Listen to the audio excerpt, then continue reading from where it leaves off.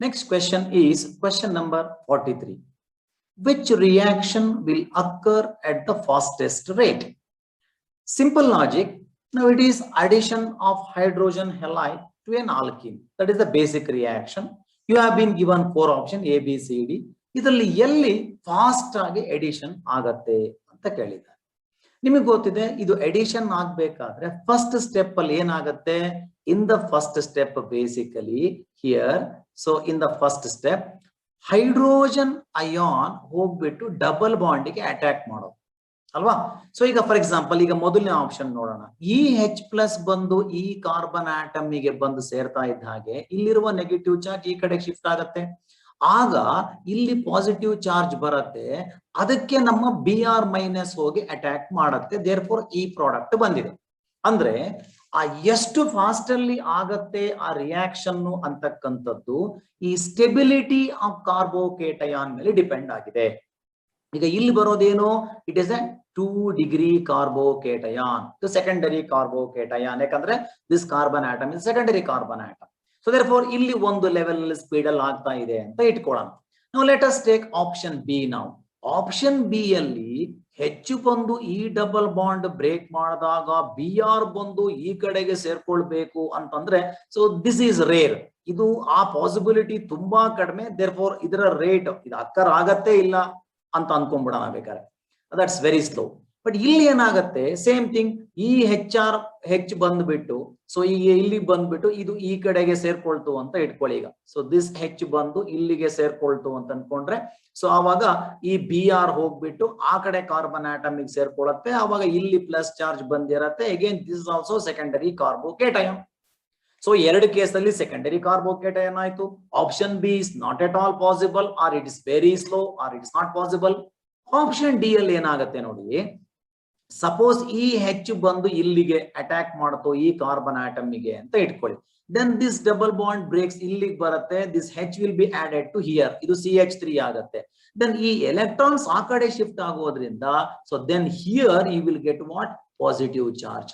So ಇಲ್ಲಿ positive charge ಅಂದ್ರೆ ಆ ಪಾಸಿಟಿವ್ ಗೆ ಈ Br ಬಂದು ಅಟ್ಯಾಕ್ ಮಾಡುತ್ತೆ. ಸೊ ಹಾಗಾಗಿ ಈ Br ಬಂದು ಇಲ್ಲಿಗೆ ಸೇರ್ಕೊಳ್ಳೋದ್ರಿಂದ this is a tertiary carbocation. ನಾನು ಅವಾಗ್ಲೂ ಹೇಳ್ದೆ ನಿಮ್ಗೆ. So tertiary carbocation is more stable than secondary, then it is more stable than primary. ಹಾಗಾಗಿ ಇಲ್ಲಿ ಸ್ಟೆಬಿಲಿಟಿ ಆಫ್ ಕಾರ್ಬೋಕೇಟಯಾನ್ ನ ಕನ್ಸಿಡರ್ ಮಾಡಿದ್ರೆ ಆಪ್ಷನ್ ಡಿ ಅಲ್ಲಿ ಟರ್ಷಿಯರಿ ಕಾರ್ಬೋಕೇಟಯಾನ್ ಬರೋದ್ರಿಂದ that is the fastest rate. ಅದರಿಂದ ಆಪ್ಷನ್ ಡಿ ಇದೆಯಲ್ಲ ಅದರದ್ದು ಫಾಸ್ಟೆಸ್ಟ್ ಸ್ಪೀಡ್ ಅಲ್ಲಿ ಆಗುತ್ತೆ. Next, under same conditions initial concentration of 1.386 mole per liter of a substance becomes half in 40 seconds and 20 seconds through first order and zero order kinetics respectively. Andre adra artha ishtene, they have given half lifetime of first order reaction and zero order reaction. T half ಕೊಟ್ಟಿದ್ದಾರೆ. First order ಆದ್ರೆ ಎಷ್ಟು, zero order ಆದ್ರೆ ಎಷ್ಟು ಅಂತ. Question ಏನ್ ಕೇಳಿದ್ದಾರೆ? The ratio of K1 ಅಂದ್ರೆ rate constant for the first order reaction, K0 ಅಂದ್ರೆ rate constant for the zero order reaction. So ಆ ರೇಷಿಯೋ ಬೇಕು ಅಂತಂದ್ರೆ all we have to do is first of all we have to calculate K1, what is the value of K0 and then take the ratio. Very simple. Now what is K1? Rate constant K in case of first order reaction is simply given by 0.693 by T of very familiar equation which you all know. So you have been given half lifetime for first order reaction, that is 20. Therefore 0.693 by 20, this is given to you. Very clear. So on the similar lines for a zero order reaction also you can write, isn't it? So for a zero order reaction ಸ್ವಲ್ಪ change ಆಗುತ್ತೆ. ನೆನ್ಪಿಟ್ಕೊಳ್ಳಿ, half lifetime is equal to A by 2K ಅಂತ. ಆ equation ನಿಮ್ಗೆ A ಅಂದ್ರೆ initial concentration, ಇಲ್ಲಿ ನಾನು ಅದನ್ನ A0 ಅಂತ ಬರ್ಕೊಂಡಿದ್ದೀನಿ. That is A0 by 2K. ನಮ್ಗೆ K ಬೇಕು ಅಂದ್ರೆ 2T half. ಸೊ ಇದು ನೆನ್ಪಿಟ್ಕೊಳ್ಬೇಕು. ನಮ್ಮ ಡಿರೈವೇಶನ್ ನಾವು ಕ್ಲಾಸ್ ಅಲ್ಲಿ ಇದನ್ನ ಮಾಡಿಸ್ತೀವಿ. ಝೀರೋ ಆರ್ಡರ್ ರಿಯಾಕ್ಷನ್ ನಮ್ಗಿದೆ. ಸೊ ಈಗ ನಮ್ಗೆ ಇನಿಷಿಯಲ್ ಕಾನ್ಸಂಟ್ರೇಷನ್ ಕೊಟ್ಟಿದ್ದಾರೆ, that is equal to 1.386 and half life time ಕೊಟ್ಟಿದ್ದಾರೆ ಝೀರೋ ಆರ್ಡರ್ ಅಲ್ಲಿ 20 ಅಂತ ಕೊಟ್ಟಿದ್ದಾರೆ. therefore K0 value is 1.386 by 40. So now I know the value of K1 and K0. All I have to do is take the ratio of that. So the ratio of two rate constant K1 by K2 is 0.693 by 40 and 1.386 by 40. So 40 cancel agate, 0.693 by 1.386, which is nothing but 0.5. So 0.5 is in option A. Simple. So nodake dodda ಕಂಡ್ರು ಕೂಡ, so two simple half life times ಗಳು zero order first order ratio. Okay, option A is correct. Next question. Solid KCl is heated with solid potassium dichromate and concentrated sulfuric acid, gives red vapors, adannu ನಾವು A ಅಂತ ಕರಿತೀವಿ, that turns sodium hydroxide solution to yellow, that is B.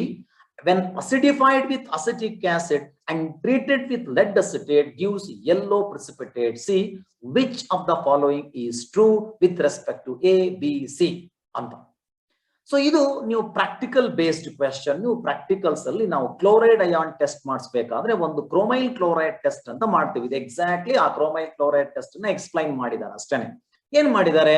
So ಈಗ ನನ್ನ ಹತ್ರ ಒಂದು chloride, potassium chloride salt ಇದೆ. Chromyl chloride test ಮಾಡ್ಬೇಕಾದ್ರೆ that is what we do, salt ತಗೊಳ್ತೀವಿ, ಡೈಕ್ರೋಮೇಟ್ ಹಾಕ್ತೀವಿ ಅಂಡ್ ಕಾನ್ಸಂಟ್ರೇಟ್ ಸಲ್ಫ್ಯೂರಿಕ್ ಆಸಿಡ್ ಹಾಕಿ ಹೀಟ್ ಮಾಡಿದಾಗ ಆರೆಂಜ್ ರೆಡ್ ವೇಪರ್ಸ್ ಬರುತ್ತೆ.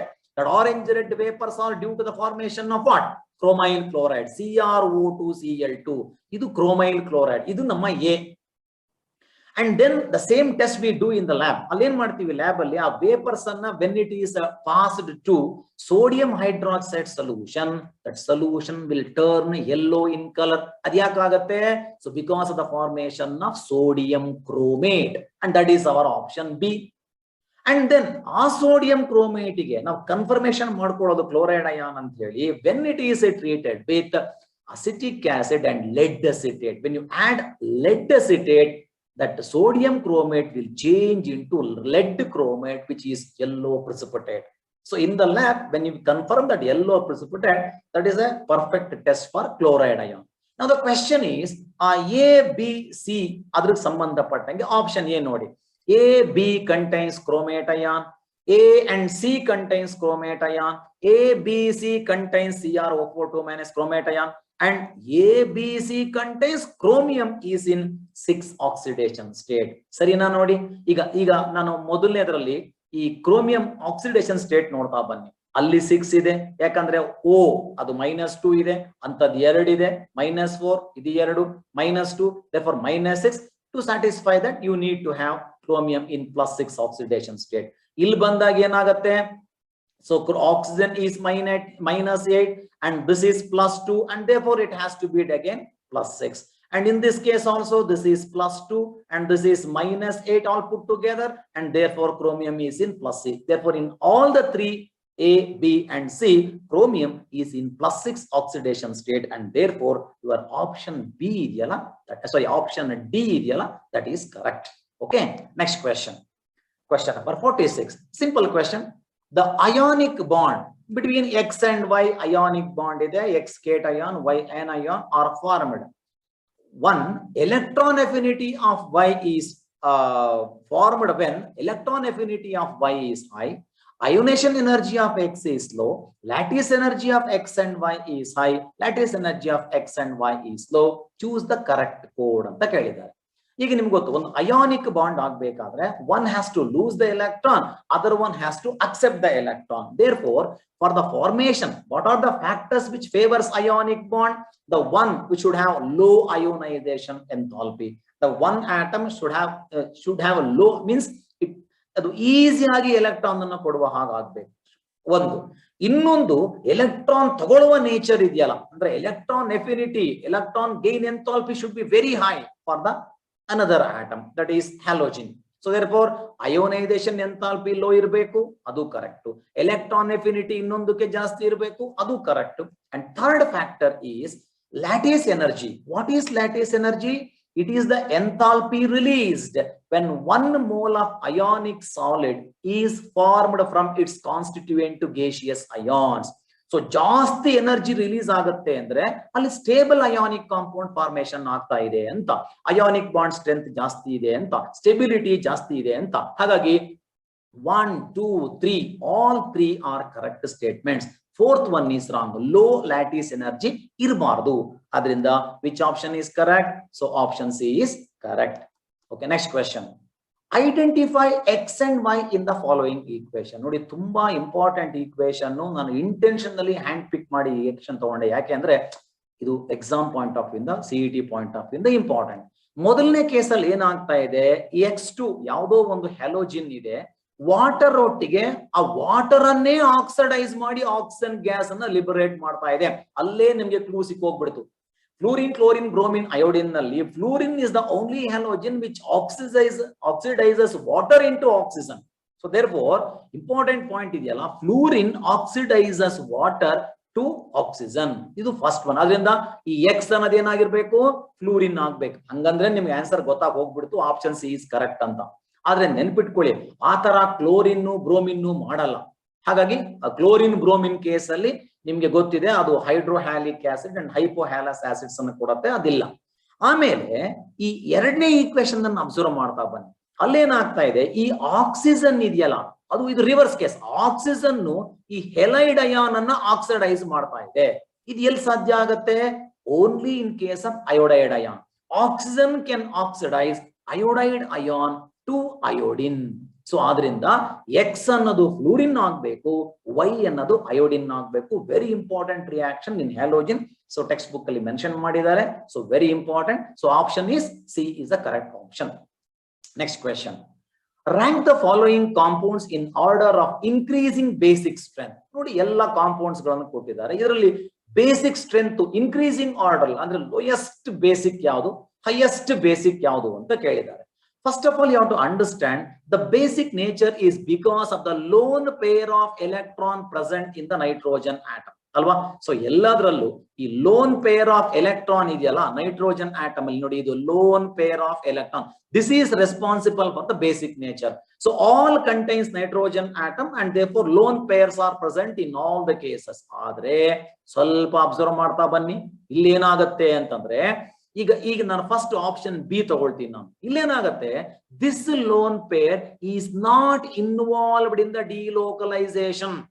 So this is entirely available for sharing. ಅಂದ್ರೆ ಈ ಲೋನ್ ಪೇರ್ ಅನ್ನ ಅದು ಈಸಿಯಾಗಿ ಶೇರ್ ಮಾಡುತ್ತೆ. ಅಂದ್ರೆ ಇದರ ಬೇಸಿಕ್ ಸ್ಟ್ರೆಂತ್ ತುಂಬಾ ಜಾಸ್ತಿ ಇದೆ. ಆದ್ರಿಂದ ಇದೇನಾಗ್ಬೇಕು, ಇದು ಹೈಯೆಸ್ಟ್ ಬೇಸಿಕ್ ಆಗ್ಬೇಕು. ಈಗ ನಾನು ಈ ಆಪ್ಷನ್ ನೋಡ್ತಾ ಬರ್ತೀನಿ. ಆಪ್ಷನ್ ಡಿ ನೋಡಿ, ಇಲ್ಲೇನಾಗತ್ತೆ ಅಂತಂದ್ರೆ, ಇಲ್ಲಿ this lone pair of electron ಇದೆಯಲ್ಲ, ಇದೇನಾಗಿದೆ, it is involved in the delocalisation. ಇದು ಇಲ್ಲಿಗೆ ಬರುತ್ತೆ, ಆನಂತರ ಇದು ಇಲ್ಲಿಗೆ ಹೋಗುತ್ತೆ. ಸೊ ಇದು ಡಿಲೋಕಲೈಸೇಷನ್ ನಲ್ಲಿ ಇನ್ವಾಲ್ವ್ ಆಗಿರೋದ್ರಿಂದ this is weak acid. So ನಿಮ್ಗೆ ಅನ್ಸುತ್ತೆ, ಸರ್ ಇಲ್ಲಿ ಇದ್ರಲ್ಲೂ ಕೂಡ ಡಿಲೋಕಲೈಸೇಷನ್ ಇನ್ವಾಲ್ವ್ ಆಗಿದೆಯಲ್ವಾ ಸರ್, ಇದು ಕೂಡ ವೀಕ್ ಬೇಸ್ ಅಲ್ವಾ ಅಂತಂದ್ರೆ, ಇದು ವೀಕ್ ಬೇಸೆ, ಇದು ವೀಕ್ ಬೇಸೆ. ಆದ್ರೆ ಇದ್ರಲ್ಲಿ ಇನ್ನೊಂದು ಕ್ಯಾರೆಕ್ಟರ್ ಇದೆ ನೋಡಿ. ಇದ್ರಲ್ಲಿ ಏನಪ್ಪಾ ಅಂದ್ರೆ, ಸಾಮಾನ್ಯವಾಗಿ ನಾವು ಹೇಳ್ತೀವಿ ಈ ಅಮೈಡ್ಸ್ ಗಳಿಗೆ ಒಂದ್ ಸಣ್ಣ ಅಸಿಡಿಕ್ ನೇಚರ್ ಕೂಡ ಇರತ್ತೆ ಅಂತ. ಯಾಕೆ ಅಂದ್ರೆ, ಸಪೋಸ್ ನಾನಿಲ್ಲಿ ಇದರನ್ನ ಒಂದು ಹೆಚ್ಚು ತೆಗೆದು ಬಿಟ್ರೆ ಇಲ್ಲಿ ಪಾಸಿಟಿವ್ ಚಾರ್ಜ್ ಬರುತ್ತಾ, ಅವಾಗ ಈ ಎಲೆಕ್ಟ್ರಾನ್ಸ್ ಈ ಕಡೆಗೆ ಬಂದು ಅಲ್ಲೂ ಕೂಡ ರೆಸೋನೆನ್ಸ್ ಇನ್ವಾಲ್ವ್ ಆಗುತ್ತೆ. ಸೊ ಹಾಗಾಗಿ ಆ ರೆಸೋನೆನ್ಸ್ ಚಾರ್ಜ್ ಹಂಗೂ ಬರೋದ್ರಿಂದ ಇದು ಸ್ವಲ್ಪ ಅಸಿಡಿಕ್ ತರನು ಬಿಹೇವ್ ಮಾಡುತ್ತೆ ಇನ್ಫ್ಯಾಕ್ಟ್ ಅಮೈಡ್ಸ್ ಗಳು. ಸೊ ಹಾಗಾಗಿ ಇದು highest, least acidic is D, highest acidic is B. ಹಂಗಂತ ಇದ್ದಂಗೆ ನಮ್ಗೆ ಎರಡು ಆಪ್ಷನ್ ಅಲ್ಲಿ ಇಲ್ಲೂ ಅದೇ ಆಪ್ಷನ್ ಇದೆ, ಇಲ್ಲೂ ಅದೇ ಆಪ್ಷನ್ ಇದೆ. ನೆಕ್ಸ್ಟ್ ಬರ್ತೀನಿ ನೋಡಿ, ಇನ್ನೊಂದು ಕಾನ್ಸೆಪ್ಟ್ ನೀವು ಓದಿರ್ತೀರಾ. ಏನು ಆ ಕಾನ್ಸೆಪ್ಟ್ ಅಂತ ಹೇಳಿದ್ರೆ, ಇದ್ ನಾನು ಹೇಳಿದೆ ಇಲ್ಲಿ ಇದು ವೀಕ್ ಬೇಸ್ ಆಗತ್ತೆ, it is due to the resonance ಅಂತ. ಆಮೇಲೆ ಈ ಕಾನ್ಸೆಪ್ಟ್ ಅಲ್ಲಿ ಏನಾಗುತ್ತೆ ನೋಡಿ, ಇಲ್ಲಿ ಈ NO2 ಗ್ರೂಪ್ ಇದೆಯಲ್ಲ, ಅದು ಆರ್ಥೋ ಪೊಸಿಷನ್ ನಲ್ಲಿ ಇದೆ. ಸೊ ನಿಮಗೆ ಗೊತ್ತಿದೆ ಅಲ್ಲಿ ಎರಡು ತರ ಎಫೆಕ್ಟ್ ಆಗ್ತದೆ. ಒಂದು -m ಎಫೆಕ್ಟ್, ನಿಮ್ಗೆ ಗೊತ್ತುಂಟು, ಆ -m ಎಫೆಕ್ಟ್ ಇಂದ ಬೇಸಿಕ್ ನೇಚರ್ ಕಡಿಮೆ ಆಗತ್ತೆ ಅಂತ. ಬಟ್ ಅದಕ್ಕಿಂತ ಇಂಪಾರ್ಟೆಂಟ್ ಆಗಿ ಆರ್ಥೋ ಪೊಸಿಷನ್ ನಲ್ಲಿ ಒಂದು ಗ್ರೂಪ್ ಇದ್ರೆ ನಿಮಗೆ ಒಂದು ಆರ್ಥೋ ಎಫೆಕ್ಟ್ ಅಂತ ಒಂದು ಕಾನ್ಸೆಪ್ಟ್ ಇದೆ. ನಾವು ಅದನ್ನ ಆಸಿಡ್ಸ್ ಅಲ್ಲಿ ಹೇಳ್ತೀವಿ, ಅಮೈನ್ಸಿಗೂ ಅದು ಅಪ್ಲೈ ಆಗತ್ತೆ. ಆಸಿಡ್ಸ್ ಅಲ್ಲಿ ಅದರ ಅಸಿಡಿಕ್ ಸ್ಟ್ರೆಂತ್ ಜಾಸ್ತಿ ಆದ್ರೆ ಬೇಸಸ್ ಅಲ್ಲಿ ಬೇಸಿಕ್ ಸ್ಟ್ರೆಂತ್ ಕಡಿಮೆ ಆಗತ್ತೆ. ಅದನ್ನ ಸ್ಟೀರಿಕ್ ಇನ್ಹಿಬಿಷನ್ ಆಫ್ ರೆಸೋನೆನ್ಸ್ ಅಂತ ಕರಿತೀವಿ, ಅಥವಾ ಆರ್ಥೋ ಎಫೆಕ್ಟ್ ಅಂತ ಕರಿತೀವಿ. ಹಾಗಾಗಿ ಇದು ಡೆಫಿನೆಟ್ಲಿ ವೀಕರ್ ಬೇಸ್ ಆಗುತ್ತೆ. ಆಮೇಲೆ ಅನಿಲೀನ್ ಬರುತ್ತೆ. ಸೊ ಹಾಗಾಗಿ ಇಲ್ಲಿ ಏನಾಯ್ತು, ಈಗ ನನಗೆ ಆರ್ಡರ್ ಹೇಳ್ತಾ ಬರ್ಬೇಕಾದ್ರೆ ನಾನು ಈಗ ವೀಕೆಸ್ಟ್ ಅಂತ ಅಂದಾಗ ನೋಡಿ, ಈಗ ಒಂದು ಇದು ಹೇಳಿದೆ ರೆಸೋನೆನ್ಸ್ ಅಂತ ಎಲ್ಲದಕ್ಕಿಂತ ಅದು.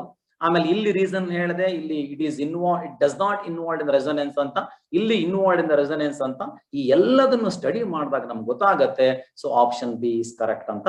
ಯಾಕಂದ್ರೆ ಹೈಯೆಸ್ಟ್ ಬೇಸಿಕ್ ಇರೋದು ಬಿ, ಲೀಸ್ಟ್ ಬೇಸಿಕ್ ಇರೋದು ಆಪ್ಷನ್ ಡಿ ಅಲ್ಲಿ. ಹಾಗಾಗಿ option B is correct. Next question. ಒಂದು ಡಯಾಗ್ರಾಮ್, ಒಂದು ಗ್ರಾಫ್ ಕೊಟ್ಟಿದ್ದಾರೆ. Below is the vapour pressure composition diagram for a binary solution of A and B. In the solution AB interaction, A dot dot B ಅಂದ್ರೆ AB interaction and point C ಏನಾಗಿರುತ್ತೆ ಅಂತ ಕೇಳಿದೆ. ನೋಡಿ, ಇಲ್ಲಿ graph ಅಲ್ಲಿ vapour pressure versus X by mole fraction draw ಮಾಡಿದ್ದಾರೆ. ಯಾವತ್ತು ಈ ತರ ನಮ್ಗೆ ಈ ತರ ಡೌನ್ ಗ್ರಾಫ್ ಬಂದ್ರೆ ಅಂದ್ರೆ ಅರ್ಥ ಏನದು, ನಾವು ಅಂದ್ಕೊಂಡಿದ್ದಕ್ಕಿಂತ ವೇಪರ್ ಪ್ರೆಷರ್ ಕಡಿಮೆ ಇದೆ. ಸೊ ಐಡಿಯಲ್ ಗಿಂತ ಕಡಿಮೆ ಇದೆ. ವೇಪರ್ ಪ್ರೆಷರ್ ಯಾವಾಗ ಕಡಿಮೆ ಆಗತ್ತೆ ಅಂದ್ರೆ AB ಇಂಟರಾಕ್ಷನ್ ಸ್ಟ್ರಾಂಗ್ ಇದ್ರೆ ಮಾಲಿಕ್ಯೂಲ್ಸ್, ಎ ಮಾಲಿಕ್ಯೂಲ್ಸ್ ವೇಪರ್ ಆಗ್ಲಿಕ್ಕೆ ಇಷ್ಟಪಡಲ್ಲ, ಬಿ ಎ ಮಾಲಿಕ್ಯೂಲ್ಸ್ ಕೂಡ ವೇಪರ್ ಆಗ್ಲಿಕ್ಕೆ ಇಷ್ಟಪಡಲ್ಲ. Because AB interaction is strong ಆಗಿರುತ್ತೆ. ಹಾಗಾಗಿ ವೇಪರ್ ಪ್ರೆಷರ್ ಏನಾಗತ್ತೆ, ಕಡಿಮೆ ಆಗತ್ತೆ. ಸೊ ವೇಪರ್ ಪ್ರೆಷರ್ ಕಡಿಮೆ ಆಗ್ಬೇಕಂದ್ರೆ AB ಇಂಟರಾಕ್ಷನ್ ಏನಾಗ್ಬೇಕು ಇವಾಗ, since it shows negative deviation, so AB interaction is stronger than either AA interaction or BB interaction. So ಈಗ ವೇಪರ್ ಪ್ರೆಷರ್ ಕಡಿಮೆ ಇದ್ದಾಗ ಆ ಪರ್ಟಿಕ್ಯುಲರ್ ಪಾಯಿಂಟ್ ಇದೆಯಲ್ಲ, ಅಲ್ಲಿ ಬಾಯ್ಲಿಂಗ್ ಪಾಯಿಂಟ್ ಜಾಸ್ತಿ ಇರತ್ತಾ ಕಡಿಮೆ ಇರತ್ತಾ? So what is boiling point? It is a temperature at which the vapour pressure equals to atmospheric pressure. So ಇಲ್ಲಿ ವೇಪರ್ ಪ್ರೆಷರ್ ಕಡಿಮೆ ಇರೋದ್ರಿಂದ ಅದೇನಾಗತ್ತೆ, highest boiling point irutte. So therefore AA is stronger, AB interaction is stronger than AA interaction and BB interaction, and it will have maximum boiling point at this point anta agutte. Hagagi option B idiyala idu correct agutte. Next question. A molecule XY2 anta one molecule ide. It contains 2 sigma bond and 2 pi bonds and 1 lone pair of electron in the valence shell of X.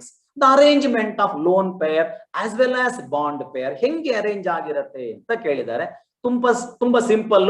2 sigma bond ಇದೆ, so and ಒಂದು lone pair ಇದೆ ಅಂದ್ರೆ 3. So 3 hybridised orbitals ಬರಬೇಕು. ಆದ್ರೆ hybridised orbitals 3 ಇರೋದ್ರಿಂದ ಹೇಗಾಗಿರುತ್ತೆ, so ಅದು trigonal planar ಇರುತ್ತೆ. ಈಗಲ್ಲ, ಇದು ಸ್ಕ್ವೇರ್ ಪಿರಮಿಡಲ್ ಆದ್ರೆ ಈ ತರ ಶೇಪ್ ಇರಬೇಕು.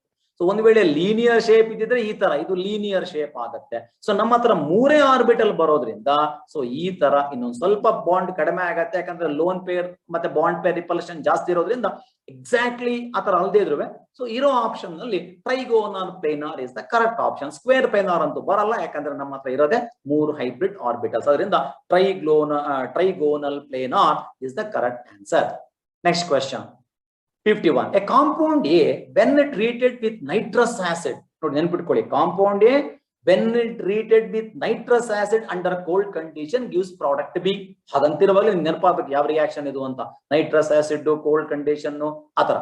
Which on hydrolysis gives compound C? The product C on nitration gives 2 isomers which can be separated by steam distillation. Identify the steam volatile isomer ಅಂತ ಕೇಳಿದ್ದಾರೆ. ಈ ಸ್ಟೀಮ್ ವಾಲಟೈಲ್ ಅನ್ನೋ ಕಾನ್ಸೆಪ್ಟ್ ಎಲ್ಲಿ ಬರುತ್ತೆ, ಎಲ್ಲೆಲ್ಲಿ ಇಂಟ್ರಾಮೋಲಿಕ್ಯುಲರ್ ಹೈಡ್ರೋಜನ್ ಬಾಂಡಿಂಗ್ ಬರುತ್ತೋ ಅಲ್ಲೆಲ್ಲ ಬರುತ್ತೆ. ಸಾಮಾನ್ಯವಾಗಿ ನಾವು ಇಂಟ್ರಾಮೋಲಿಕ್ಯುಲರ್ ಹೈಡ್ರೋಜನ್ ಬಾಂಡಿಂಗ್ ಅನ್ನುವಾಗ ಎಕ್ಸಾಂಪಲ್ ಯಾಕೆ ತಗೊಳ್ತೀವಿ, ಆರ್ಥೋನೈಟ್ರೋಫಿನಾಲ್ and paranitrophenol. In ಆರ್ಥೋನೈಟ್ರೋಫಿನಾಲ್ ಇಂಟ್ರಾಮೋಲಿಕ್ಯುಲರ್ hydrogen bonding ಬರುತ್ತೆ. ಸೊ ಹಾಗಾಗಿ ಆ ಕಾನ್ಸೆಪ್ಟ್ ನ ರೌಂಡ್ ಇರ್ತಕ್ಕಂಥದ್ದು. ಈಗ ಮೊದಲನೇದಾಗಿ, ಸೊ ನನಗೆ nitrous acid under cold condition ಅಂತಂದ್ರೆ, ಸೊ ನನ್ನ ಹತ್ರ ಈಗ ಅನಿಲೀನ್ ಇದೆ ಅಂತ ಇಟ್ಕೊಳ್ಳಿ. ನನ್ನ ಹತ್ರ ಅನಿಲೀನ್ ಇದೆ. ಸೊ ಇದನ್ನ ನಾನು ಏನ್ ಮಾಡ್ತಾ ಇದ್ದೀನಿ, ನೈಟ್ರಸ್ ಆಸಿಡ್ ಹಾಕಿದ್ರೆ ಡೈಏಸೋಟೈಸೇಷನ್ ರಿಯಾಕ್ಷನ್ ಆಗುತ್ತೆ. ಸರ್ ಡೈಏಸೋಟೈಸೇಷನ್ ಸಿಲೆಬಸ್ ಇಲ್ವಾ ಅಂದ್ರೆ, ಸೊ ಅದು ಆ ಪ್ರಿಪರೇಷನ್ ನಲ್ಲಿ ಬರುತ್ತೆ ಅಮೈನ್ಸ್ ಅಲ್ಲಿ, ಆಗ ನಾವು ತಗೊಳ್ಬಹುದು. So benzene diazonium chloride is product B. ನನಗೆ ಫಸ್ಟ್ ಬರೋದು ಬೆನ್ಝೀನ್ ಡೈಸೋನಿಯಂ ಕ್ಲೋರೈಡ್. ಸೊ ಆ ಬೆನ್ಝೀನ್ ಡೈಸೋನಿಯಂ ಕ್ಲೋರೈಡ್ ಅನ್ನ ಸೊ ನಾನೇನ್ ಮಾಡ್ತಾ ಇದ್ದೀನಿ, ಅದನ್ನ ಹೈಡ್ರಾಲಿಸಿಸ್ ಮಾಡಿದ್ರೆ ನನಗೆ ಫಿನಾಲ್ ಬರ್ತಾ ಇದೆ, ಹೌದಾ? ಸೊ ಅದನ್ನ the product hydrolyse you see that is phenol. Phenol ಅನ್ನ ನೈಟ್ರೇಷನ್ ಮಾಡ್ತಾ ಇದೀವಿ, ಆರ್ಥೋನೈಟ್ರೋಫಿನಾಲ್ ಅಂಡ್ ಪ್ಯಾರಾನೈಟ್ರೋಫಿನಾಲ್. ಇಲ್ಲಿ ನೆನ್ಪಿಟ್ಕೊಳ್ಬೇಕು ನೀವು, ಆರ್ಥೋನೈಟ್ರೋಫಿನಾಲ್ ಇದೆಯಲ್ಲ ದಟ್ ಈಸ್, ಸೊ ಅದೇನದು ಇಂಟ್ರಾಮೊಲಿಕ್ಯುಲರ್ ಹೈಡ್ರೋಜನ್ ಬಾಂಡಿಂಗ್ ಆಗುತ್ತೆ. ಇಂಟ್ರಾಮೊಲಿಕ್ಯುಲರ್ ಹೈಡ್ರೋಜನ್ ಬಾಂಡಿಂಗ್ ಆಗಿರೋದ್ರಿಂದ ಅದರ ಬಾಯ್ಲಿಂಗ್ ಪಾಯಿಂಟ್ ಕಡಿಮೆ ಇರುತ್ತೆ, ಬೇಗ ವೇಪರೈಸ್ ಆಗುತ್ತೆ. ಅಂತದ್ದನ್ನು ನಾವು ಸ್ಟೀಮ್ ವಾಲಟೈಲ್ ಅಂತ ಕರಿತೀವಿ. ಅದೇ ಇಂಟರ್ಮೊಲಿಕ್ಯುಲರ್ ಹೈಡ್ರೋಜನ್ ಬಾಂಡಿಂಗ್ ಆದ್ರೆ ಬಾಯ್ಲಿಂಗ್ ಪಾಯಿಂಟ್ ಜಾಸ್ತಿ ಆಗುತ್ತೆ. ನಮಗಲ್ಲಿ ಕೇಳಿದ್ದೇನು, ಸ್ಟೀಮ್ ವಾಲಟೈಲ್ ಐಸೋಮರ್ ಯಾವುದು ಅಂತ ಕೇಳಿದ್ದಾರೆ. ಆರ್ಥೋನೈಟ್ರೋಫಿನಾಲ್ ಅಂತ ಕೊಟ್ಟಿಲ್ಲ, ಬಟ್ 2 ನೈಟ್ರೋಫಿನಾಲ್ ಅಂತ ಕೊಟ್ಟಿದ್ದಾರೆ, which is a steam volatile. ಅದು ಇನ್ನೊಂದು ಲೆಸ್ ವಾಲಟೈಲ್. ಹಾಗಾಗಿ ನನಗೆ ಸರಿಯಾದ ಆನ್ಸರ್ ಯಾವ್ದಾಗತ್ತೆ, 2-nitrophenol ಅಂತ ಇದೆಯಲ್ಲ, that option D, that is correct. Next question simple. Collodion ನಮ್ಮ ಸರ್ಫೇಸ್ ಕೆಮಿಸ್ಟ್ರಿ ಚಾಪ್ಟರ್ ಬರುತ್ತೆ. ಕೊಲಾಯ್ಡ್ಸ್ ಅಲ್ಲಿ ನಾವು ಅಲ್ಟ್ರಾ ಫಿಲ್ಟ್ರೇಷನ್ ಅನ್ನುವ ಕಾನ್ಸೆಪ್ಟ್ ಹೇಳ್ಬೇಕಾದ್ರೆ ಆ ಫಿಲ್ಟರ್ ಪೇಪರ್ ನ ಪೋರ್ ಸೈಜ್ ಕಡಿಮೆ ಮಾಡ್ಬೇಕಾದ್ರೆ ನಾವು ಕೊಲೋಡಿಯನ್ ಸೊಲ್ಯೂಷನ್ ಅನ್ನು ಅಪ್ಲೈ ಮಾಡ್ತೀವಿ ಅಂತ ಹೇಳ್ತೀವಿ. What is that collodion? is a 4% solution of which of the following in a mixture of alcohol and ether ಅಂತ ಕೇಳಿದ್ದಾರೆ. ಸೊ ಯಾವುದು? It is nitrocellulose. ಇದು ಡೈರೆಕ್ಟ್ ಕ್ವೆಶ್ಚನ್, ನೆನ್ಪಿಟ್ಕೊಳ್ಬೇಕು, concept based. Okay, nitrocellulose solution. Next, a light of wavelength lambda illuminates on a metal and ejects photoelectron. So ಯಾವ concept ಮೇಲೆ? Photo electric effect. So ಒಂದು lambda light illuminate ಆಗ್ತಾ ಇದೆ, so ಅದು photo electrons ಅನ್ನು emit ಮಾಡ್ತಾ ಇದೆ. ಅದರ ಕೈನೆಟಿಕ್ ಎನರ್ಜಿ 1 eV ಇದೆ. ಒಂದು ಕೇಸ್ ಆಯ್ತು. Another light off wave length lambda by 3 ejects photo electron with maximum kinetic energy 4 eV. ಹಾಗಾದ್ರೆ ಫೋಟೋ ಎಲೆಕ್ಟ್ರಿಕ್ ವರ್ಕ್ ಫಂಕ್ಷನ್ ಏನು ಅಂತ ಕೇಳಿದ್ದಾರೆ. ಸೊ ಏನ್ ಮಾಡ್ತೀರಾ ನೀವು? ಫಸ್ಟ್ ನಮ್ಗೆ ಆ ಗೊತ್ತಿರುವಂತ ಐನ್ಸ್ಟೈನ್ಸ್ ಈಕ್ವೇಶನ್ ಇದೆಯಲ್ಲ ಫೋಟೋ ಎಲೆಕ್ಟ್ರಿಕ್ ಎಫೆಕ್ಟ್ ಗೆ, ಅದನ್ನ ಬರ್ಕೊಳ್ಳಿ. ಏನ್ ಹೇಳ್ತೀವಿ ನಾವು? ಹೆಚ್ ನ್ಯೂ ಅಂದ್ರೆ ಏನದು? Incident light. ಇದು the energy of the incident light H nu ಆಯ್ತು. ಸೊ ಇದೇನಿದು? Photoelectric work function. ಬೇಕಾದ್ರೆ ನಾವು ಅದನ್ನ ಫೈ ಅಂತ ಕೂಡ ಕರಿಬಹುದು. Plus kinetic energy. ಇದು ನಿಮಗೆ ಗೊತ್ತಿರುವಂತ ಈಕ್ವೇಶನ್. ಈಗ ನಾನು ಮೊದಲನೇ ಕೇಸ್ ತಗೊಳ್ತೀನಿ. ಸೊ ನಾನೀಗ ಈ ಹೆಚ್ ನ್ಯೂ ಅನ್ನ ಹೆಚ್ ಸಿ ಬೈ ಲ್ಯಾಂಬ್ಡಾ ಅಂತಾನು ಬರ್ಕೊಳ್ಬಹುದು ತಾನೆ. ಸೊ ನಾನು ಮೊದಲನೇ ಕೇಸಿಗೆ ಹೆಚ್ ಸಿ ಬೈ ಲ್ಯಾಂಬ್ಡಾ ಅಂತ ಹಿಂಗ್ ಬರ್ಕೊಳ್ತೀನಿ. ಸೊ ಆ ಹೆಚ್ ನ್ಯೂ ನಾಟ್ ಅನ್ನ ಫೈ ಅಂತ ಬರ್ಕೊಳ್ತೀನಿ. ಅಲ್ಲಿ ಬರುವ ಕೈನೆಟಿಕ್ ಎನರ್ಜಿಯನ್ನ ಕೆಇ. ಈಗ ನನಗೆ ಅವರು ಕೈನೆಟಿಕ್ ಎನರ್ಜಿ ಕೊಟ್ಟಿದ್ದಾರೆ, ಸಬ್ಸ್ಟಿಟ್ಯೂಟ್ ಮಾಡ್ತೀನಿ. ಸೊ ಇದು ಕೇಸ್ 1 ಆಯ್ತು. ಒಂದ್ ಹಂಗಿರ್ಲಿ 1 ಅಂತ. ಎರಡನೇ ಕೇಸ್ ಏನ್ ಮಾಡ್ತಾ ಇದ್ದಾರೆ? ಆ ಲ್ಯಾಂಬ್ಡಾ ಬೈ 3 ಅನ್ನ ಇಂಟ್ರೊಡ್ಯೂಸ್ ಮಾಡ್ತಾ ಇದ್ದಾರೆ. ಅಂದ್ರೆ ಈ ಲ್ಯಾಂಬ್ಡಾ ಬೈ 3 ಅಂದ್ರೆ 3 ಮೇಲಕ್ಕೆ ಹೋಗುತ್ತೆ. 3hc ಬೈ ಲ್ಯಾಂಬ್ಡಾ ಇದು 5. ಆಮೇಲೆ ಅಲ್ಲಿ 1 ಕೆಇ ಇದ್ರೆ ಇಲ್ಲಿ 4 ಕೆಇ ಇದೆ. ಸೆಕೆಂಡ್ ಕೇಸ್ ಇದು ಈಕ್ವೇಶನ್ 1 ಅಂಡ್ ಈಕ್ವೇಶನ್ 2. ಇದು ಅರ್ಥ ಆಯ್ತಾ ನಿಮ್ಗೆ? ಸೊ ಏನ್ ಮಾಡಿದ್ವಿ? First H C by lambda ಬರ್ಕೊಂಡೆ, ಲ್ಯಾಂಬ್ಡಾದಷ್ಟೇ ಇಂಟ್ರೊಡ್ಯೂಸ್ ಮಾಡಿದ್ರು. ಅವಾಗ ಕೈನೆಟಿಕ್ ಎನರ್ಜಿ ಇದನ್ನ ಬೇಕಾದ್ರೆ ನೀವು 1 ಅಂತಾನು ಬರ್ಕೊಳ್ಬಹುದು, 1 eV ಅಂತಾನು ಬರ್ಕೊಳ್ಬಹುದು. ನಾನು 1 ಕೆಇ ಅಂತ ಬರ್ಕೊಂಡಿದ್ದೆ ಸುಮ್ನೆ. ಈಗ ನೆಕ್ಸ್ಟ್ ಕೇಸ್ ಅಲ್ಲಿ ಏನ್ ಮಾಡಿದಾರೆ? ಲ್ಯಾಂಬ್ಡಾ ಬೈ 3 eject ಮಾಡಿದ್ರೆ ಡಿನಾಮಿನೇಟರ್ ಲ್ಯಾಂಬ್ಡಾ ಬೈ 3 ಅಂದ್ರೆ ಇಲ್ಲಿ ಕೊಡೋದು ನ್ಯೂಮರೇಟರ್. ಸೊ ಇದು ನ್ಯೂಮರೇಟರ್ ಆಗುತ್ತೆ 3hc by lambda, that is equal to 5 into 4 KE. ಯಾಕಂದ್ರೆ ಅವ್ರು ಕೊಟ್ಟಿದ್ದಾರೆ 4 eV ಆಗುತ್ತೆ ಅಂತ. ಬೇಕಾದ್ರೆ ನೀವು ಅದನ್ನ ಹಾಗೆ ಬರ್ಕೊಳ್ಬಹುದು. ಈಗ ನಾನೇನ್ ಮಾಡ್ತೀನಿ? ಈಕ್ವೇಶನ್ 1 ಅನ್ನ 3 ಇಂದ ಮಲ್ಟಿಪ್ಲೈ ಮಾಡಿದೆ ಅಂತ ಇಟ್ಕೊಳ್ಳೋಣ. ಸೊ ಏನ್ ಮಾಡ್ತೀನಿ ನಾನು? On multiplying the equation 1 by 3 ಅವಾಗ ಏನಾಗತ್ತೆ? 3hc by lambda 3 5 plus 3 KE ಅಂತ ಆಗತ್ತಾ? This I will call it as equation 3. ಈಗ ನೋಡಿ, you compare these to equation 2 and equation 3. Left hand side same ಇದೆಯಾ? 3hc by lambda 3hc by lambda. ಹಾಗಾದ್ರೆ ಏನಾಗಬೇಕು? RHS must be same. ಅವೆರಡನ್ನ equate ಮಾಡ್ಕೊಳ್ತೀನಿ. ಹೇಗೆ? So 3 5 plus 3 KE is equal to 5 plus 4 KE. ಇದನ್ನ simplify ಮಾಡಿ 2 5 is equal to KE or 5 is equal to half KE ಆಗುತ್ತೆ. So ಎಲ್ಲಿದೆ ಅದು half ಕೆಇ? ಕೆಇ ಅಂದ್ರೆ ಅದು ಇವಿ ಅಂತ. ನೀವೆಲ್ಲ ಕಡೆ ಬೇಕಾದ್ರೆ ಆ ಕೆಇಗಳನ್ನೆಲ್ಲ ಇವಿ ಮಾಡ್ಕೊಂಡ್ಬಿಡಿ. ನಾನು ಅದನ್ನ ಇವಿ ಅಂತ ಹೇಳಿದ್ರೇನೆ it would have been much easier. ಇದೆಲ್ಲ ಇವಿ ಮಾಡ್ಕೊಂಡ್ಬಿಟ್ರೆ ಸಿಂಪಲ್ ಆಗಿ ಫೈನಲ್ ಆಗಿ ಇವಿ ಅಂತ ಬರುತ್ತೆ. ಸೊ ಇವಿ ಆಗುತ್ತೆ 0.5 EV. Okay, next question. Reaction of hydrogen cyanide with aldehyde or ketone. ನೋಡಿ, ನಾವು ಸ್ಟಡಿ ಮಾಡೋದೇ 4 ಮೆಕ್ಯಾನಿಸಮ್ ನಮ್ಮ ಸೆಕೆಂಡ್ PUC ಕೆಮಿಸ್ಟ್ರಿಯಲ್ಲಿ. ಅದರಲ್ಲಿ ಇದೊಂದು mechanism. Hydrogen cyanide aldehyde and ಕೀಟೋನ್ಗೆ ಅಡಿಷನ್ ಆಗತ್ತ, ರಿಯಾಕ್ಷನ್ ಆಗತ್ತಲ್ಲ, ಅದು ಯಾವ ತರ ಮೆಕ್ಯಾನಿಸಮ್ ಅಂತ ನೆನಪಿದೆಯಾ ಈ ತರ reaction? So HCN alkali base ಅಲ್ಲಿ ಏನಾಗತ್ತೆ? ಈ CN ಬಂದು ಆ ಕಾರ್ಬನಿಲ್ ಗ್ರೂಪಿಗೆ ಸೇರತ್ತೆ. ಇದು ನಾವ್ ಏನಂತ ಕರಿತೀವಿ? ಅದು ನ್ಯೂಕ್ಲಿಯೋಫೈಲ, ಎಲೆಕ್ಟ್ರೋಫೈಲ. ಯಾಕಂದ್ರೆ ಇದು ಕಾರ್ಬನ್ ಶಿಫ್ಟ್ ಆಗಿ ಕಾರ್ಬನ್ ಮೇಲೆ ಪಾಸಿಟಿವ್ ಚಾರ್ಜ್ ಬಂದಿರೋದ್ರಿಂದ, ಇದು ನೆಗೆಟಿವ್ ಇರೋದ್ರಿಂದ CN minus. So it is basically nucleophilic addition. ಅದನ್ನ ನ್ಯೂಕ್ಲಿಯೋಫಿಲಿಕ್ ಎಡಿಷನ್ ರಿಯಾಕ್ಷನ್, ಇದರ ಮೆಕ್ಯಾನಿಸಮ್ ಅನ್ನೇ ನಾವು ಓದ್ತೀವಿ. ಸಿಂಪಲ್ ಡೈರೆಕ್ಟ್ ರಿಯಾಕ್ಷನ್ ಇದು ಗೊತ್ತಿದೆ. Next question. 1 mole of ideal gas at 300 K is expanded isothermally from initial volume of 1 liter to 10 liter. The delta U for the process ಅಂತ ಕೇಳಿದ್ದಾರೆ. ನೋಡಿ, ideal gas ಅಂತೆ 300 ಕೆಲ್ವಿನ್ ನಲ್ಲಿ ಎಕ್ಸ್ಪ್ಯಾಂಡ್ ಮಾಡ್ತಾ ಇದ್ದಾರೆ. ಅಲ್ಲೊಂದು ವರ್ಡ್ ಇದೆ, that is most important word, isothermally. Isothermally ಅಂದ್ರೆ ಅರ್ಥ ಏನು? Temperature remaining constant. ನಿಮಗೆ ಗೊತ್ತಿದೆ internal energy depends upon, it's a function of temperature. ನೀವು ಟೆಂಪರೇಚರ್ ಕಾನ್ಸ್ಟೆಂಟ್ ಆಗಿದೆ ಅಂದ್ರೆ internal energy will not change. ನಮಗೆ ಹೇಳಿ ಕೇಳಿದ್ದವರು delta U change in the internal energy ಏನು ಅಂತ ಕೇಳಿದರೆ, since we are not changing the temperature, delta U is simply equal to 0 and that is in option B. Next question. At high pressure, the compressibility factor Z is equal to, ಎಲ್ಲಿ ಬರುತ್ತೆ ಇದು? States of matter ಅಲ್ಲಿ ನಿಮಗೆ van do walls equation ಗೊತ್ತು, P plus A by B square into V minus of B is equal to RT for 1 mole of real gas. So ಅದರಿಂದ ನಾನು ಈ first Z ಅಂದ್ರೆ ಏನು? PV by nRT is Z, and of course if N is 1 mole, PV is equal to RT. This is compressibility factor Z. What I will do is I will take the help of our van der Waals equation, P plus A by B square into V minus of B that is equal to RT. ಈಗ ಸ್ವಲ್ಪ careful. Pressure ಜಾಸ್ತಿ ಇದ್ದಾಗ, at high pressure ಅಂದ್ರೆ ಈ P ವ್ಯಾಲ್ಯೂನೇ ತುಂಬಾ ಜಾಸ್ತಿ ಇದ್ರೆ A by V square can be neglected. ಅವಾಗ ಅದನ್ನ ಹೆಂಗಾಗತ್ತೆ? ನಾನು P ಅಂತ ಅಷ್ಟೇ ಬರ್ಕೊಂಬೋದಾ? A by V square ನೆಗೆಕ್ಟ್ ಮಾಡಿದ್ರೆ it is P into V minus B that is equal to RT. ಅಥವಾ PV minus PB is equal to RT. ಈಗ ನಾನು ಏನು ಮಾಡ್ತೀನಿ? I will divide the entire equation by RT. ಅವಾಗ ಏನಾಗುತ್ತೆ ನೋಡಿ, PV by RT ಅಂದ್ರೆ PV by RT ಅಂದ್ರೆ Z ನಿಮ್ಗೆ ಆಲ್ರೆಡಿ ಗೊತ್ತಿದೆ. ಸೊ ಇದು PB by RT, RT by RT is 1. You bring this PB by RT to this side, 1 plus PB by RT ಆಗತ್ತೆ. Therefore Z is equal to 1 plus PB by RT and that is in option C. Therefore option C is correct and this happens only at high pressure. Okay, next question. Compare the stability of these compounds. ಮತ್ತದೇ concept, hyperconjugation effect. ಇಲ್ಲಿ ನೋಡಿ, double ಬಾಂಡಿನ ಪಕ್ಕ ನೀವು ಏನಿಲ್ಲ, ನಾನು ಅವಾಗಲೇ ಹೇಳಿದೆ ಹೈಪರ್ ಕಾಂಜುಗೇಷನ್ ಎಫೆಕ್ಟ್ ಅಲ್ಲಿ ನೀವು ಏನ್ ನೋಡ್ಬೇಕಾಗತ್ತೆ? ಸೊ ನೀವು ನೋಡ್ಬೇಕಾಗಿರ್ತಕ್ಕಂಥದ್ದು ಆಲ್ಫಾ ಹೈಡ್ರೋಜನ್ ಆಟಮ್ಸ್ ಎಷ್ಟಿದೆ ಅನ್ನೋದು ನೀವು ಅಬ್ಸರ್ವ್ ಮಾಡ್ಬೇಕು. ಈಗ ಇಲ್ಲಿ ಎರಡು, ಇದು ಆಲ್ಫಾ ಕಾರ್ಬನ್ ಆಟಮ್, ಇಲ್ಲಿರುವ 2 hydrogen atom alpha hydrogen. So ಇಲ್ಲಿ ಆಲ್ಫಾ ಹೈಡ್ರೋಜನ್ ಹಿಂಗಾಯ್ತು. ಸೊ ಇಲ್ಲಿ ಬಂದಾಗ ಏನಾಯ್ತು? ಸೊ ಈಗ ನೋಡಿ, ಸೊ ಇದು ಆಲ್ಫಾ ಹೈಡ್ರೋಜನ್ ಆಟಮ್, ಇಲ್ಲಿ ಆಲ್ಫಾ, ಇಲ್ಲಿ 2 ಬರುತ್ತೆ, ಇಲ್ಲಿ 2 ಬರುತ್ತೆ, ಸೊ ಆಮೇಲೆ ಇಲ್ಲಿ 1 ಬರುತ್ತೆ, ಹೀಗೆ. ಅಂದ್ರೆ ಅದನ್ನ ನಾನೀಗ ಕಂಪ್ಲೀಟ್ ನಿಮಗೆ ಒಂದು ತೋರಿಸ್ಬಿಟ್ರೆ ಈ ತರ ಇರುತ್ತೆ. ಅದನ್ನೇ ನಾನೀಗ ಆಲ್ಫಾ ಹೈಡ್ರೋಜನ್ ಎಲ್ಲೆಲ್ಲಿದೆ ಅಂತ ನೋಟ್ ಮಾಡ್ಕೊಳ್ತಾ ಬಂದ್ರೆ, ಸೊ ಈಗ ಇಲ್ಲಿ 2 ಬಂತು, ಇಲ್ಲಿ 2 ಬಂತು, ಸೊ ಇಲ್ಲಿಗ 4 ಇದೆ. ನೀವು ನೋಡ್ತಾ ಇದ್ದೀರಾ 4 ಆಲ್ಫಾ ಹೈಡ್ರೋಜನ್ ಆಟಮ್. ಎರಡನೇ ಕಾಂಪೌಂಡ್ ಅಲ್ಲಿ ಎಷ್ಟಿದೆ? 1 2 3 4 5 ಆಲ್ಫಾ ಹೈಡ್ರೋಜನ್ ಆಟಮ್.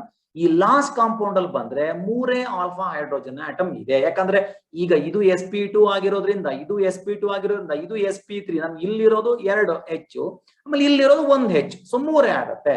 ನಾನು ಹೇಳಿದೆ ಎಷ್ಟು ಜಾಸ್ತಿ ಆಲ್ಫಾ ಹೈಡ್ರೋಜನ್ ಆಟಮ್ಸ್ ಇದೆ ಅಷ್ಟು ಅದು ಹೈಪರ್ ಕಾಂಜುಗೇಷನ್ ಎಫೆಕ್ಟ್ ಜಾಸ್ತಿ, ಅಷ್ಟು ಅದರ ಸ್ಟೆಬಿಲಿಟಿ ಜಾಸ್ತಿ. ಇಲ್ಲಿ ಜಾಸ್ತಿ ಇರೋದು ಯಾವ್ದಕ್ಕೆ? ಎರಡನೇದು. ಸೊ 2, ಆ ನಂತರ ಯಾವುದು? 1, ಆ ನಂತರ ಯಾವುದು? 3. ಅಲ್ಲಿಗೆ which option is correct?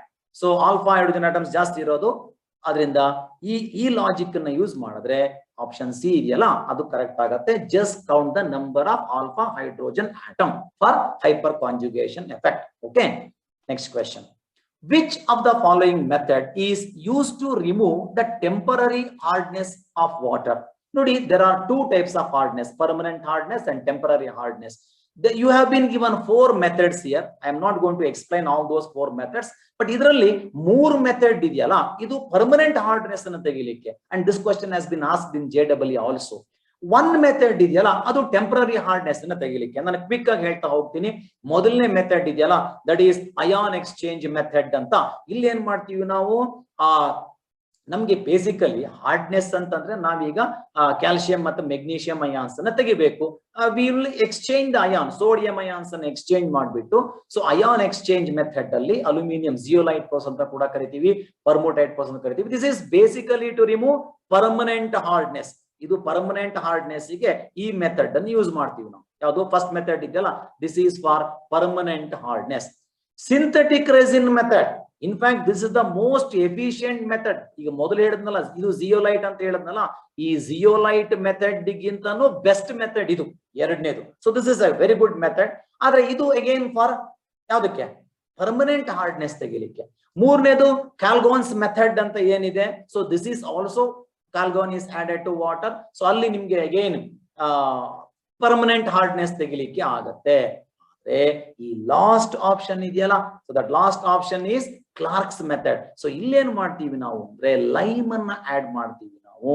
So ಹಾಗಾಗಿ ಅಲ್ಲಿ ಕ್ಯಾಲ್ಸಿಯಂ ಅನ್ನ ಕ್ಯಾಲ್ಸಿಯಂ ಕಾರ್ಬೋನೇಟ್ ಆಗಿ, ಮೆಗ್ನೀಷಿಯಂ ಅನ್ನ ಮೆಗ್ನೀಷಿಯಂ ಹೈಡ್ರಾಕ್ಸೈಡ್ ಆಗಿ ಪ್ರಿಸಿಪಿಟೇಟ್ ಮಾಡಿ ಹೊರಗೆ ತೆಗಿತೀವಿ. ಅಂದ್ರೆ ಇದು ಬೇಸಿಕಲಿ ನಾವು ಟೆಂಪರರಿ ಹಾರ್ಡ್ನೆಸ್ ಅನ್ನ ತೆಗಿಲಿಕ್ಕೆ ಯೂಸ್ ಮಾಡುವಂತ ಟೆಕ್ನಿಕ್. ಸೊ ಹಾಗಾಗಿ ಆಪ್ಷನ್ ನಲ್ಲಿ ಕ್ಲಾರ್ಕ್ ಮೆಥಡ್ ಇದೆಯಲ್ಲ, ಇದು ನಮ್ಗೆ ಆಪ್ಷನ್ ಸರಿಯಾಗುತ್ತೆ. ನೆಕ್ಸ್ಟ್ ಕ್ವೆಶ್ಚನ್ ತುಂಬಾ ಸಿಂಪಲ್ ಆಗಿದೆ. Which of the following salts has the maximum solubility ಅಂತ. ನಿಮಗೆ 4 ಸಾಲ್ಟ್ಸ್ ಕೊಟ್ಟಿದ್ದಾರೆ. HGS, ZNS, AGS ಅಂತ. ಇದೊಂದು ಬೇರೆ ಆಗ್ಬೇಕು. ಇದು ಇನ್ನೊಂದು ಯಾವ್ದೋ ಒಂದು ಸುಮ್ಮನೆ MS ಅಂತ ಬರ್ಕೊಂಡಿರಿ, ಯಾವ್ದೋ ಒಂದು ಮೆಟಲ್ ಸಾಲ್ಟ್. ಇನ್ನೊಂದು ಯಾವ್ದೋ ಮೆಟಲ್ ಸಲ್ಫೈಡ್ ಇದೆ ಅಂತ ಇಟ್ಕೊಳ್ಳಿ. ಎರಡು ಕಡೆ HGS ಬೇಡ, ಒಂದೇ ವ್ಯಾಲ್ಯೂ ಬೇಡ. ಇದು HGS, ಇದು MS, ZNS, AGS. ಈಗ ನನಗೆ ಹುಡುಕಿ, ಈಗ ಅದೇ ನಮ್ಮ ಆನ್ಸರ್ ಆಗುತ್ತೆ, ಇರ್ಲಿ ಬಿಡಿ. ಯಾಕೆ ಅಂದ್ರೆ ಇವೆಲ್ಲದೂ ಕೂಡ AB ಟೈಪ್ ಸಾಲ್ಟ್ ಅಲ್ವಾ. AB ಟೈಪ್ ಸಾಲ್ಟ್ ಅಂದ್ರೆ KSP ಏನಾಗ್ಬೇಕು ನಿಮ್ಗೆ? AB ಟೈಪ್ ಸಾಲ್ಟ್ ಗೆ KSP is equal to S². ನೆನಪಿದ್ಯಾ? ಫಸ್ಟ್ PUC ಅಲ್ಲಿ ಓದಿರೋದು ಸಾಲ್ಯುಬಿಲಿಟಿ ಪ್ರಾಡಕ್ಟ್ ಅಲ್ಲಿ.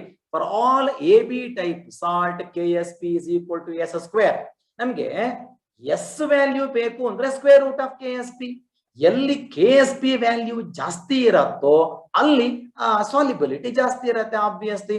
ಈಗ ನೀವು ನೋಡ್ತಾ ಬಂದ್ರೆ ನೋಡಿ, ಇಲ್ಲಿ 10 to the power of -54, 10 to the power of -8, 10 to the power of -26, ಈ ಲುಕ್ ಎಟ್ ದ ಪವರ್ಸ್.